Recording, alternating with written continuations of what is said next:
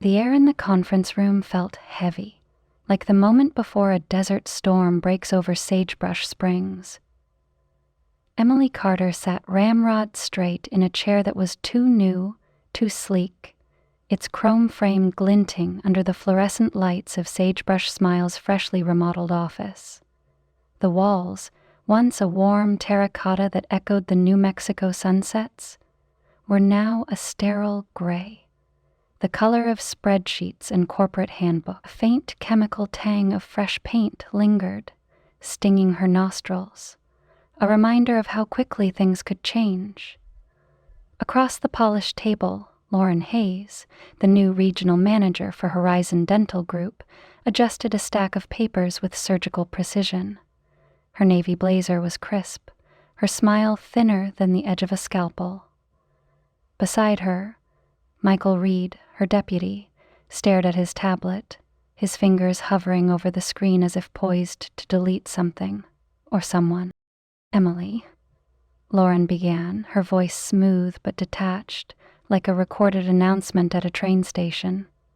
"We've reviewed your compensation package. It's out of step with industry standards. Effective next month, we're adjusting your salary downward by 30%. Bonuses will also be discontinued." She paused, her eyes flicking to Emily's face, searching for a crack in her composure. "It's a business decision. Nothing personal."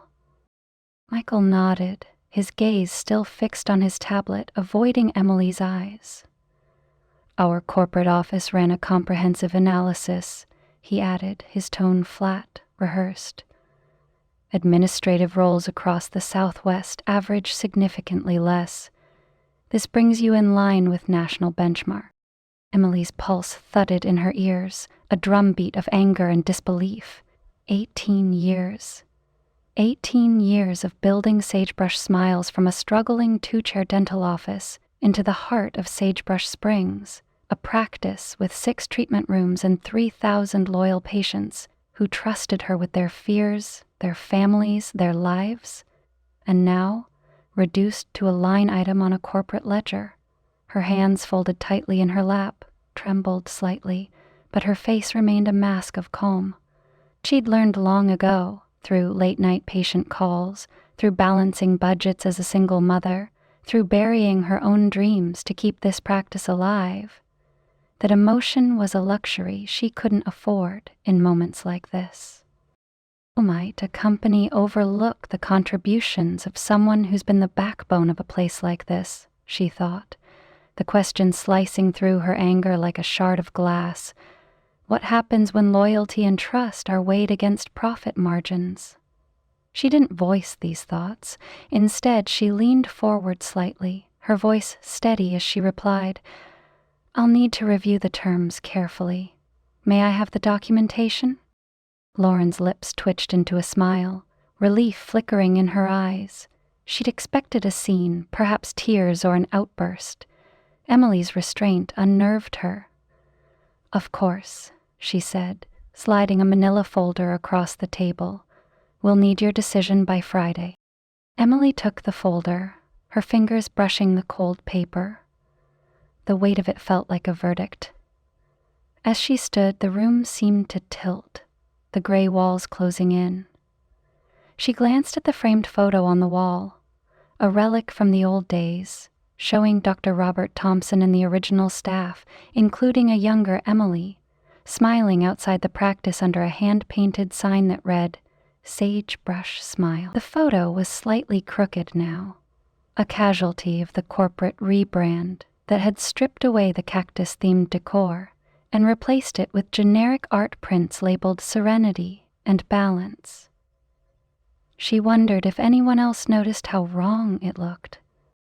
Outside the conference room, the familiar hum of Sagebrush Smiles greeted her, the soft chime of the front desk phone, the murmur of patients in the waiting room, the rhythmic buzz of a dental drill from treatment room 3. But even here, the changes were creeping in. The cozy armchairs where patients used to linger, swapping stories about the town's annual chili festival, had been replaced with identical gray chairs that matched Horizon Dental's logo. The community bulletin board, once cluttered with thank you notes and photos of patients' kids, was now a digital kiosk prompting people to book now. Emily's chest tightened. This wasn't just a pay cut. It was an erasure. She walked past the front desk, where Sarah Delgado, the newest hygienist, was preparing her station. Sarah's brow furrowed as she caught Emily's eye. "Everything okay, Em?" she asked, her voice low, almost conspiratorial. Emily forced a smile, the kind she'd perfected over years of reassuring nervous patients.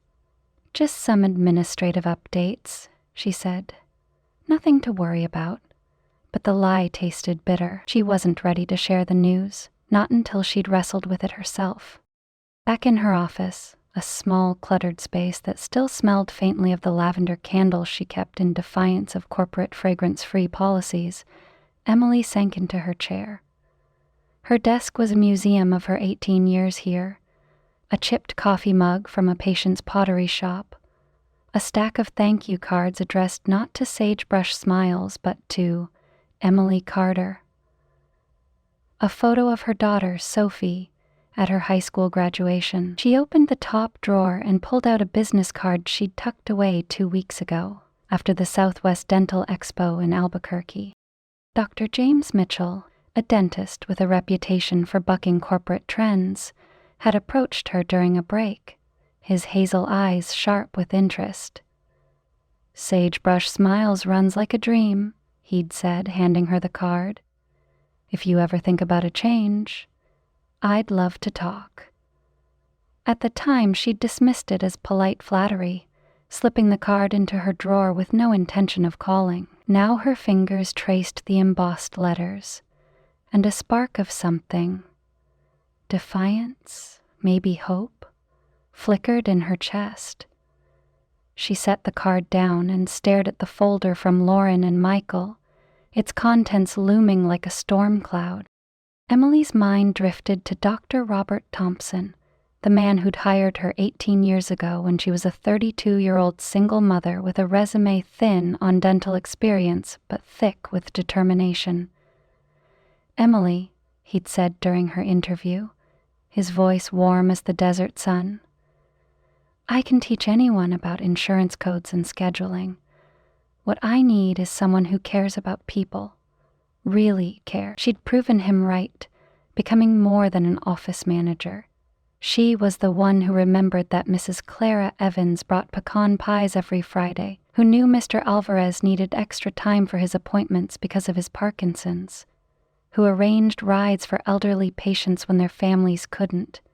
She was the voice on the phone, the hand holding a frightened child's, the problem solver who stretched insurance benefits to cover treatments for struggling families. Sagebrush Smiles wasn't just a business. It was a promise, one she'd kept for nearly 2 decades. But Dr. Thompson was gone now, retired 6 months ago at 68, his white hair and easy laugh replaced by Lauren and Michael's clipped efficiency. He had announced his retirement at a staff meeting last fall, his eyes misty as he addressed the team in the old waiting room, back when it still had terracotta walls and a coffee pot that never ran dry. "Horizon Dental Group is a good fit," he'd assured them, his voice firm with conviction. "They're keeping everyone on. They know what makes this place special." The staff had clapped, nervous but hopeful, trusting the man who'd built Sagebrush Smiles from a dusty storefront into a community cornerstone. Emily had trusted him too, even as a quiet unease gnawed at her. Had he vetted the buyers thoroughly? Had he asked what keeping the team really meant? What missteps might Dr. Thompson have made in trusting Horizon, she wondered now, her fingers tightening around the folder. How do you protect a legacy when you're no longer there to defend it? The questions stung, not just because of Dr. Thompson's absence, but because they forced her to confront her own role. She'd been the steward of his vision, the one who made his promises real, and now Horizon was rewriting the rules. The takeover had happened swiftly, like a flash flood reshaping a canyon. Horizon Dental Group, a sprawling chain with offices from Tucson to Tulsa, descended on Sagebrush Springs 3 months ago, armed with efficiency protocols and a 200-page operations manual. Lauren and Michael arrived the day after Dr. Thompson's farewell party, their rental car gleaming in the parking lot like an omen. They'd wasted no time. The terracotta walls were repainted within a week, the waiting room furniture swapped out, the staff's flexible schedules replaced with rigid time slots. Efficiency drives profitability, Lauren had said at her first staff meeting, her PowerPoint slides flashing metrics like patient throughput and revenue per chair. Emily had tried to explain the town's unique needs. Thursday evening hours for working families, extra time for anxious kids, Clara Evans's pies. But Michael had cut her off. "We appreciate the input," he'd said, his smile as cold as the new air conditioning, "but our model is data-driven." The patients noticed, too. Mrs. Clara Evans, 82 and sharp as a tack, had whispered to Emily last week, "This doesn't feel like Sagebrush Smiles anymore. They rushed me through check-in like I was buying a burger." Mr. Alvarez had sighed when told his favorite hygienist, Sarah, was booked solid because of shorter appointment windows. Even the kids, who used to love the treasure chest of stickers Emily kept by the front desk, the changes weren't just cosmetic. They were a betrayal of the trust Emily had spent 18 years building.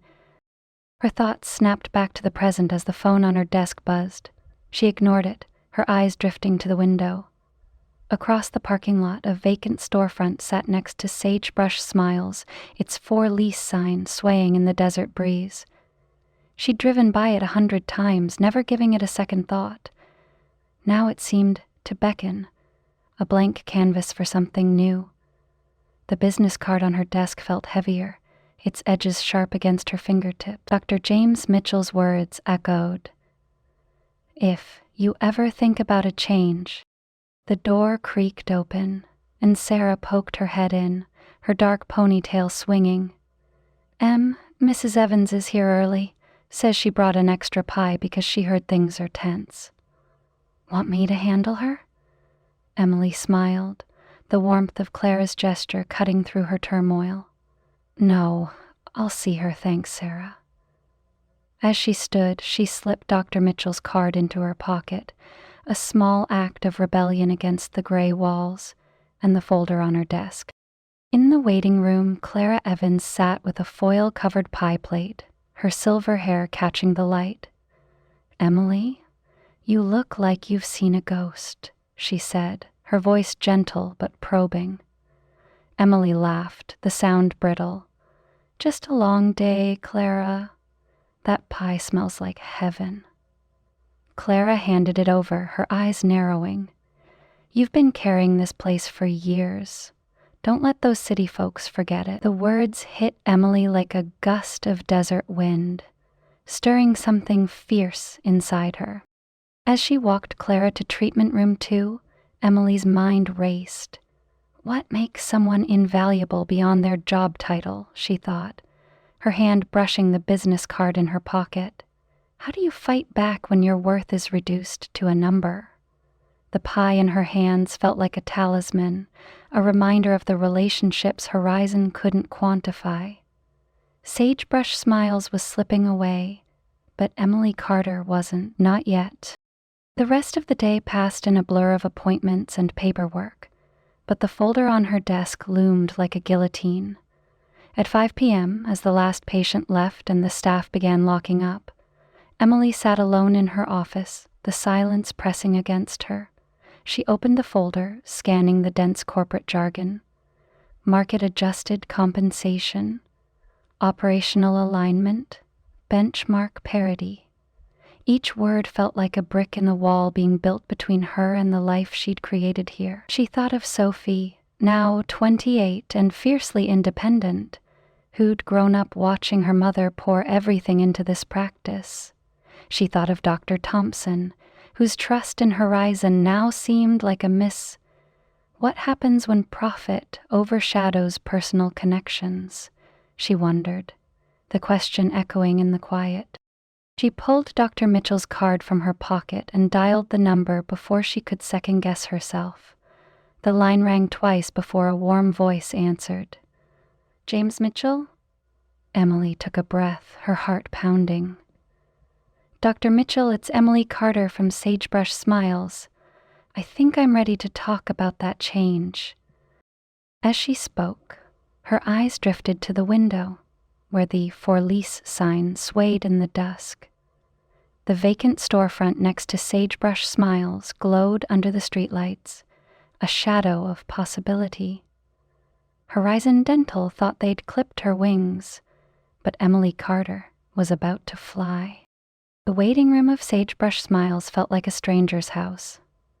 Emily Carter stood behind the front desk, watching Clara Evans struggle with the new digital check-in kiosk, its screen glowing with a sterile blue light that clashed with the warm adobe walls outside. The machine beeped impatiently, and Clara, 82, with silver hair pinned neatly under a straw hat, muttered, "This contraption's got no manners." Emily hurried over, her sneakers squeaking on the polished floor. Another Horizon Dental upgrade that replaced the old terracotta tiles. "Let me help, Clara," she said, guiding the older woman's trembling fingers to the right buttons. "It's not the same, Emily," Clara said, her voice low, almost conspiratorial, as the kiosk finally printed her appointment slip. "Used to be I'd walk in, you'd hand me a coffee, and we'd chat about the Harvest Moon Fair. Now it's all this." She gestured at the row of sleek gray chairs, identical to every other Horizon Dental office from Tucson to Tulsa. The cactus-shaped coat rack was gone, replaced by a metal stand that looked like it belonged in an airport. Emily's throat tightened. "I know," she said softly. "We're still figuring it out." But the words felt hollow, like a promise she wasn't sure she could keep. Clara handed Emily a foil-covered pie plate, the scent of pecans and brown sugar cutting through the antiseptic air. "Made an extra for you," she said, her eyes sharp. "You look like you need it." Emily forced a smile, the weight of the pie grounding her. "You're too good to me, Clara." But as she walked Clara to treatment room 2, a question gnawed at her. How do small changes like a kiosk or a rushed check-in chip away at trust? Do people care more about efficiency or feeling like they matter? The past 3 months had answered that question in painful detail. Horizon Dental Group's takeover of Sagebrush Smiles, announced just after Dr. Robert Thompson's retirement, had brought a flood of new policies that felt like sand eroding the town's foundation. Appointment times were slashed from 45 minutes to 30, leaving hygienists like Sarah Delgado scrambling to finish cleanings while patients fidgeted, unaccustomed to being hustled out. Emergency senior appointments, a lifeline for folks like Clara who couldn't always predict dental issues, were discontinued, replaced by a call center in Phoenix that rarely answered. Even the treasure chest of stickers for kids, a tradition Emily had started when her daughter Sophie was small, had been swapped for a QR code linking to approved promotional items. The changes were small on paper, but seismic in practice, and the patients noticed. Last week, Mr. Ernesto Alvarez, a retired mechanic with Parkinson's, had leaned across the desk, his hands shaking more than usual. "Emily, they told me I can't see Sarah anymore unless I book 3 months out. 3 months! What am I supposed to do if my crown pops off?" His voice cracked, and Emily had spent 20 minutes soothing him, promising to work something out, even though Horizon's scheduling software offered no wiggle room. Yesterday, Jenny Martinez, a single mom who relied on Sagebrush Smiles' flexible payment plans, had blinked back tears when told she'd need to prepay for her son's filling. "You always found a way before," Jenny had whispered, and Emily's heart sank, knowing the new corporate guidelines tied her hands. What happens when a business stops seeing people as people? Emily thought as she set Clara's pie on her desk, its warmth a stark contrast to the cold folder from Lauren Hayes and Michael Reed, still unopened from yesterday's compensation meeting. The folder held Horizon's verdict, a 30% pay cut, no bonuses, all justified as industry standard alignment. But it was more than money. It was a dismissal of the 18 years Emily had poured into Sagebrush Smiles, building it from a 2-chair operation into a 6-room haven with 3,000 loyal patients. She was the one who knew Clara's late husband loved her pies, who remembered Ernesto's stories about fixing cars in the 70s, who kept a stash of dinosaur stickers for Jenny's son. Those relationships weren't on Horizon's spreadsheets, but they were the pulse of this place. Emily's office door swung open, and Sarah Delgado poked her head in, her dark ponytail swinging. "Em, you got a sec? Mrs. Evans says her bridge is loose again, and the system won't let me book her for an emergency slot." Sarah's voice was tight, her usual cheer dimmed by weeks of Horizon's micromanagement. Emily sighed, rubbing her temples. "I'll call the regional office. Again." Sarah lingered, her eyes flicking to the pie. "Clara's still bringing those, huh?" Bet Lauren and Michael would replace them with a vending machine if they could. Emily chuckled, the sound brittle. "Don't give them ideas." As Sarah left, Emily's gaze fell on the business card she'd pulled out last night. Dr. James Mitchell, D.D.D. Her call to him had been brief, impulsive, born of anger and desperation after Lauren and Michael's pay cut bombshell. He'd sounded intrigued, promising to meet her today at the Sagebrush Diner, the town's greasy spoon heart, where locals swapped gossip over bottomless coffee. Emily slipped the card into her pocket, her fingers brushing the fold. She wasn't ready to open it. Not yet. Instead, she grabbed her purse and headed out, the pie tucked under her arm as a talisman. The diner was a 5-minute walk, its neon sign buzzing in the midday sun. Sagebrush Springs sprawled around it, a patchwork of adobe shops, mesquite trees, and dusty pickups parked along Main Street. The Harvest Moon Fair was a week away, and banners fluttered above the road, promising chili cook-offs and live music. Emily pushed open the diner's door, the bell jingling as the smell of bacon and burnt coffee hit her. Dr. James Mitchell was already there, seated in a red vinyl booth, his flannel shirt and easy grin making him look more like a rancher than a dentist. At 45, he had the weathered charm of someone who'd seen enough to know what mattered. "Emily," he said, standing as she approached, "glad you called. That pie smells like trouble." His accent had a hint of Texas, warm and teasing, and Emily felt a flicker of ease. "Clara Evans's finest," she said, sliding into the booth. Trouble's her specialty. The waitress, a gray-haired woman named Dot, who'd worked the diner since Emily was a kid, poured them coffee without asking. "You two plotting a revolution?" Dot quipped, winking at Emily. "Just lunch, Dot," Emily replied, but the word revolution lingered. James leaned forward, his hazel eyes sharp. "I heard about Horizon's takeover. Word travels fast in this town. They're squeezing Sagebrush Smiles dry, aren't they?" Emily nodded, her fingers tightening around her mug. "New policies, shorter appointments, no flexibility, patients are leaving, and they're blaming us." She hesitated, then added, "They're cutting my pay by 30%, no bonuses, said it's industry standard." James whistled low. "That's corporate dentistry for you. They see staff as costs, not assets, but you, Emily, you're the reason that place works." Emily's cheeks warmed, unaccustomed to praise so direct. "I just do my job," she said, but James shook his head. "You built a community. I've asked around. Patients don't talk about sagebrush smiles. They talk about Emily Carter. That's why I'm here." He leaned closer, his voice dropping. "I'm opening my own practice. Small, patient-focused. The kind of place where we know every name, not just their insurance code. I want you as a partner. 20% equity. Salary matching what you made before the cut. Not just an office manager, but someone who shapes the vision."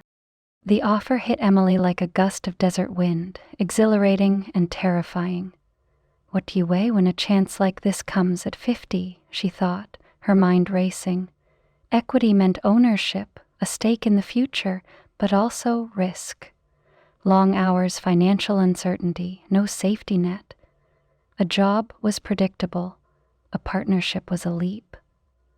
"That's a lot to consider," she said, her voice steady despite the storm inside. "Starting from scratch, competing with Horizon.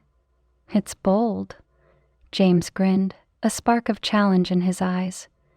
"Not from scratch. You've got 18 years of relationships. That's capital no corporation can buy." How do personal ties become professional power? Emily wondered, thinking of Clara, Ernesto, Jenny, and the hundreds of others who'd sent her cards, brought her gifts, trusted her with their lives. Horizon could replicate systems, scheduling software, billing protocols, but not the trust she'd earned. It was why Clara still brought pies, why Ernesto called her when his crown loosened, why Jenny's son ran to her for stickers. Those bonds were her strength, and James saw it. "I'd need to think it over," she said, sipping her coffee to buy time. "I'm 50, James. Stability's not just a luxury, it's survival." She thought of Sophie, her daughter, now 28 and living in Albuquerque, who'd grown up watching Emily prioritize security after her father left when she was 6. The house was nearly paid off, her retirement account modest but growing. A new venture could upend it all. What drives someone to risk everything later in life? How does age shape what you're willing to bet? James nodded, unfazed. "I get it. I'm not asking for an answer today. But think about this. Horizon's already betting against you. They cut your pay, dismissed your value. Staying means accepting their terms. Leaving means defining your own." He slid a napkin across the table, jotting down a number. "That's the address of a vacant storefront, right next to Sagebrush Smiles. Perfect spot, don't you think?" His smile was sly, and Emily couldn't help but laugh, the audacity of it sparking something reckless in her. Back at Sagebrush Smiles, the afternoon was a blur of patient complaints and system glitches. Sarah flagged her down in the hallway, her voice urgent. Mr. Alvarez just left. He's furious. They told him he can't get an emergency appointment for his crown unless he pays up front. He said he's done with us." Emily's stomach sank. "I'll call him tonight," she promised. But the weight of each loss piled higher. By 4 p.m., she was in her office, staring at the unopened folder, when Lauren Hayes appeared in the doorway, her navy blazer as pristine as ever. "Emily, a word?" Lauren's tone was clipped, her tablet glowing with data. "We're seeing a 15% drop in patient retention this quarter. Corporate's concerned. Any insights?" Emily's jaw tightened. They're blind to what they're breaking, she thought. "Patients don't like being rushed," she said carefully. "The shorter appointments, the prepayments, the dropped services. It's driving them away." Lauren's smile was thin. "We're optimizing for efficiency. Patients will adjust. Will they? Or do they want care that feels human?" Emily thought, but she only nodded, her restraint a shield. That evening, Emily drove home, the desert sky bruising purple over the mesas.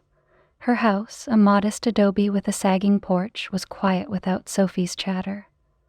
She set Clara's pie on the kitchen counter and pulled out her laptop, researching Dr. James Mitchell. His credentials were solid.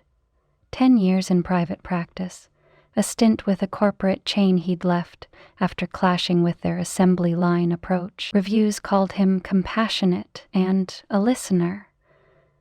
She Googled the storefront address he'd given her, and her breath caught. It was literally next door to Sagebrush Smiles, a bold middle finger to Horizon. The idea thrilled and terrified her. Over dinner, reheated chili from the fair's cook-off, she called Sophie, needing her daughter's practicality. "Mom?" "You're thinking what?" Sophie's voice was sharp, her fork audible through the phone. "Starting a new practice? At 50? Next to your current job? That's intense." Emily stirred her chili, buying time. "It's not just a job, Soph. It's a partnership, equity, a chance to build something better." Sophie sighed. "You've given Sagebrush Smiles everything. Now you're gambling it all. What if it fails? What if it does?" Emily thought, the question heavy. "What if staying means losing who I am?" she countered, surprising herself with her conviction. The next morning, Emily requested a meeting with Lauren and Michael. The conference room was as cold as ever, the gray walls swallowing the light. Lauren sat at the head of the table, Michael beside her, his tablet glowing. "I've reviewed your compensation proposal," Emily began, her voice calm, practiced. "I won't be accepting the new terms."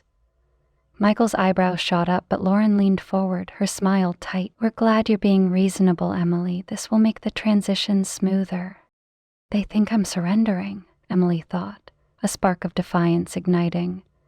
"You misunderstand," she said, her tone gentle but firm. "I'm resigning." The silence was electric, Lauren's smile freezing, Michael's tablet slipping slightly in his hands. "Resigning?" Lauren recovered first, her voice sharp. "After 18 years?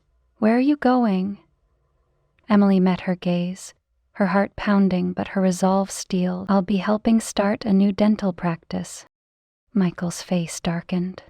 "Emily, your contract includes a non-compete clause. You can't just—" She cut him off, her voice steady despite the gamble. "I checked with an attorney.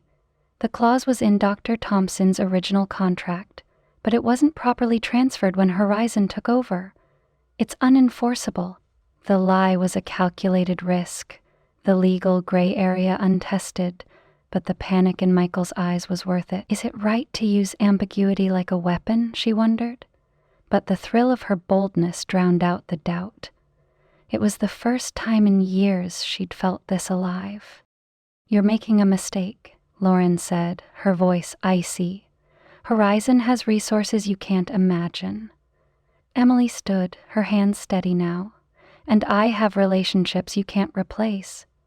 As she walked out, the folder still on the table, she felt the weight of 18 years lift. The vacant storefront next door loomed in her mind, not just a space but a statement. Horizon had underestimated her, but Sagebrush Springs hadn't. Clara's pies, Ernesto's trust, Jenny's hope, they were her capital, her courage, her future. That night, Emily met James at the storefront, its empty windows reflecting the desert stars. He handed her a key, his grin infectious. "Welcome to the revolution," he said, echoing Dot's joke.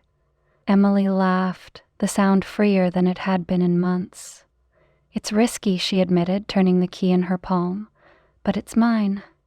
"What does it mean to bet on yourself?" she thought, stepping into the dark space, her heart racing with fear and possibility. The fight was just beginning, and Emily Carter was ready. The morning sun spilled over Sagebrush Springs, painting the mesas gold and casting long shadows across Main Street, where the Harvest Moon Fair was in full swing. The air buzzed with the twang of a local band, the sizzle of chili cook-offs, and the laughter of kids chasing balloons. But for Emily Carter, standing outside the freshly painted storefront of Canyon View Dental, The world felt both electric and fragile. Like the first rain after a long drought, the new practice, nestled audaciously next to Sagebrush Smiles, gleamed with promise. Its adobe facade was warm, its windows framed with hand-painted cacti, its sign proclaiming Canyon View Dental, where smiles grow. Inside, the waiting room smelled of sage and fresh coffee, a deliberate nod to the town's heart, with cozy armchairs and a bulletin board already pinned with fair flyers. Emily adjusted the ribbon for the grand opening, her hands steady despite the pulse racing in her throat. This wasn't just a launch, it was a stand. Dr. James Mitchell joined her, his flannel shirt rolled up to the elbows, a grin tugging at his lips. "Ready to shake the desert, partner?" he asked, his Texas drawl laced with mischief. Emily nodded, her eyes flicking to Sagebrush Smiles' sterile windows next door, where Lauren Hayes' silhouette moved behind the glass, watching. Why does location matter so much? Emily thought, feeling the weight of the storefront's proximity. It was practical. Patients wouldn't need to change their routines, could walk 20 feet to stay with her. But it was also symbolic, a defiant bloom in Horizon Dental's shadow, a declaration that she wasn't erased. What does it say to compete so boldly with the place you built? The question lingered, her motives a tangle of justice and pride. The ribbon cutting drew a crowd, fairgoers spilling over from the chili tents, their faces familiar. Clara Evans with her straw hat, Ernesto Alvarez leaning on his cane, Jenny Martinez holding her son's hand. Emily's heart swelled. These were her people, the ones who'd trusted her for 18 years, who'd sent cards, shared stories, brought pies. As James snipped the ribbon to cheers, Clara stepped forward, her voice cutting through the noise. "Emily Carter, you've always been our anchor. This place," she gestured at Canyon View's open door, "this is home." The crowd clapped, and Emily's eyes stung, the words sinking deep. What drives people to choose trust over convenience or cost, she wondered, realizing the answer stood before her. By noon, Canyon View's waiting room was packed, not just with scheduled patients but with townsfolk dropping by to see the new space. Sarah Delgado, now Canyon View's lead hygienist, beamed as she guided Ernesto to a treatment room, her relief palpable after months of Horizon's rushed schedules. "Em, we've got 47 appointments booked for next week already," Sarah whispered, her ponytail swinging. "This is unreal." Emily nodded, but her gaze drifted to Sagebrush Smiles, its waiting room conspicuously empty. Word of Canyon View's opening had spread like wildfire at the fair, and patients were making their choice. Over 2,000 had already requested records transfers, a quiet exodus driven not by ads or discounts, but by trust. Trust in Emily, who knew their fears, their families, their lives. How do relationships outweigh corporate systems? Emily thought, watching Jenny's son dig through a new treasure chest of stickers, his grin wide. Horizon offered convenience, same location, same insurance, but Canyon View offered care that felt human. Clara had told her yesterday, "That kiosk at Sagebrush Smiles made me feel like a number. You make me feel like Clara." The difference was stark, and it was why patients crossed the invisible line between the two practices, choosing warmth over efficiency, memory over metrics. But the victory wasn't without shadows. Lauren Hayes appeared at Canyon View's door just past lunch, her navy blazer stark against the adobe walls. "Emily," she said, her voice tight, "this is bold, but you're poaching our patients and staff. Corporate's not pleased." Emily's stomach twisted, but she met Lauren's gaze. "I'm not poaching, Lauren. People are choosing. That's how it works." Lauren's eyes narrowed. "We've had 68 records requests this week alone. You think that's coincidence?" Emily shrugged, her calm a shield. "I think it's trust." Lauren stepped closer, her voice low.